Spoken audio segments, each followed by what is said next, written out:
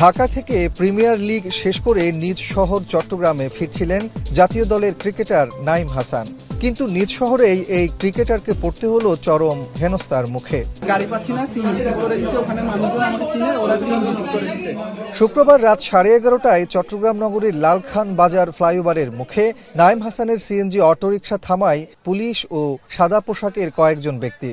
নাঈমের দাবি, তাকে চেক করার এক পর্যায়ে জাতীয় দলের ক্রিকেটার পরিচয় দেওয়ার পরও কোনো কথা না শুনে গলায় ধাক্কা দিয়ে জোরপূর্বক গাড়িতে তোলা হয়।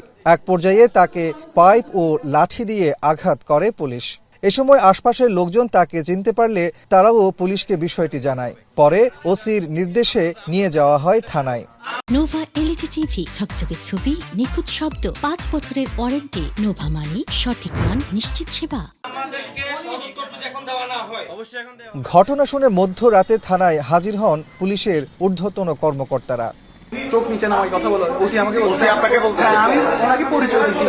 চোখ নিচে নামাই কথা বলো। আপনার পরিচয় দিয়েছিলেন? হ্যাঁ, পরে যখন ফোনে কল আসা শুরু করছে তখন উনি আমাকে হাত বাদ দেখাচ্ছে ভালো। জাতীয় দলের ক্রিকেটারের সাথে আইনশৃঙ্খলা বাহিনীর এমন আচরণে ক্ষুব্ধ ক্রিকেট মহল। সামাজিক যোগাযোগ মাধ্যমে মুহূর্তেই ভাইরাল হয় এ ঘটনা। রাতেই থানায় ছুটে যান তার পরিবারের সদস্য ও ক্রিকেট প্রেমীরা। মামলা করা হয় পুলিশ সদস্যের বিরুদ্ধে। সকালেই তার বাসায় ছুটে যান ক্রিকেটার, প্রশাসনের লোকজন ও স্থানীয়রা। তৎপরতা দেখায় বিসিবিও। প্রশাসন ও উচ্চ পদস্থ কর্মকর্তাদের সাথে কথা বলে সুষ্ঠু বিচারের আশ্বাস দিয়েছেন বিসিবি সভাপতি তামিম ইকবাল খান। ন্যাক্কারজনক ঘটনার তীব্র নিন্দা ও দোষীদের দৃষ্টান্তমূলক শাস্তির দাবি জানিয়েছেন ক্রিকেটারদের সংগঠন কোয়াপ। ও নিজেকে ডিবি পরিচয় দিছে, তাহলে পুলিশ যখন ডিবি পরিচয় দিছে আমি ওনাকে একটাই প্রশ্ন করেছিলাম, ও যখন আপনাকে ডিবি পরিচয় দিচ্ছে তাহলে আপনি ওনার কার্ডটা আমাকে শো করেন, আর কোনো কিছু বলবো না আমি। উনি কোনো কিছু করতে পারে নাই। আমাদের মতো লোকের উপর যদি এভাবে হামলা হয়, সাধারণ লোক কি আপনাদের থেকে কি আশা করতে পারে? সাধারণ লোককে তো আপনারা এইভাবে করলে আজকে তো থানায় এসে কোনো বিচার পাইতো না, আপনারা বসতেও দিতেন না, কিন্তু হয়তো আমাদেরকে রেসপন্স করতেছেন। এইগুলো তো এইভাবে হলে দেশ কিভাবে চলবে, এইগুলো বলছে। রোডের মধ্যে ধরছে ওকে, অন্য কোনো ইয়ের মধ্যে না, জার্নির মধ্যে ধরছে।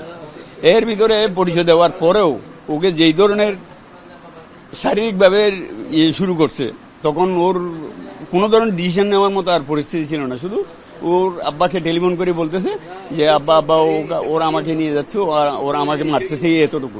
আমি কবের পক্ষ থেকে আমি চাই এটার পুরা সুষ্ঠু বিচার হোক।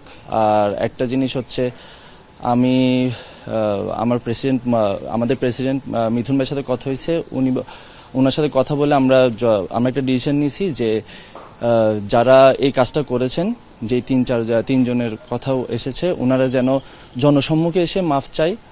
ঘটনায় নড়ে চড়ে বসেছে পুলিশ প্রশাসনও। এরই মধ্যে অভিযুক্ত 2 পুলিশ সদস্যকে প্রত্যাহার করা হয়েছে, আটক করা হয়েছে অভিযুক্ত একজনকে।